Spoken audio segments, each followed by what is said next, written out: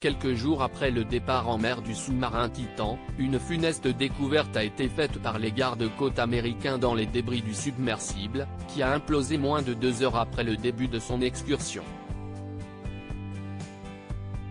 Le dimanche 18 juin, le sous-marin Titan, de l'entreprise OceanGate, avait plongé dans les eaux glaciales de l'océan Atlantique pour rejoindre l'épave du tristement célèbre Titanic.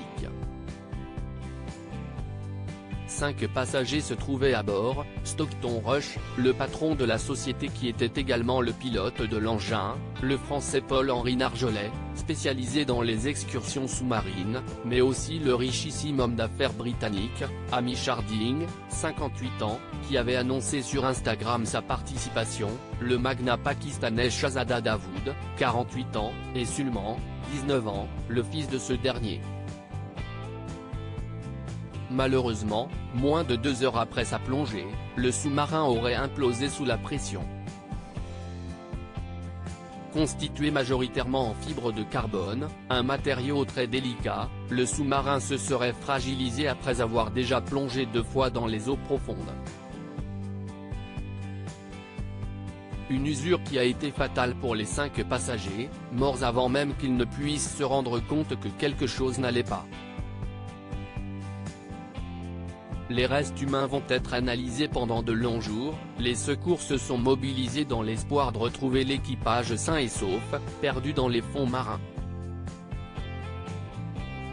Malheureusement, tous étaient déjà décédés lorsque l'alerte a été lancée. D'ailleurs, ce mercredi 28 juin, des restes humains présumés ont été retrouvés parmi les débris du submersible de tourisme Titan, comme l'ont annoncé les gardes-côtes américains dans un communiqué.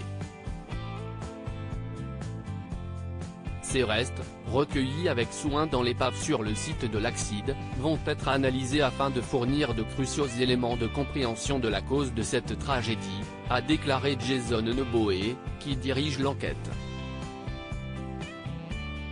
Rappelons que ces débris ont été retrouvés dans les fonds marins, à quelques 500 mètres de l'épave du Titanic et à une profondeur de près de 4000 mètres.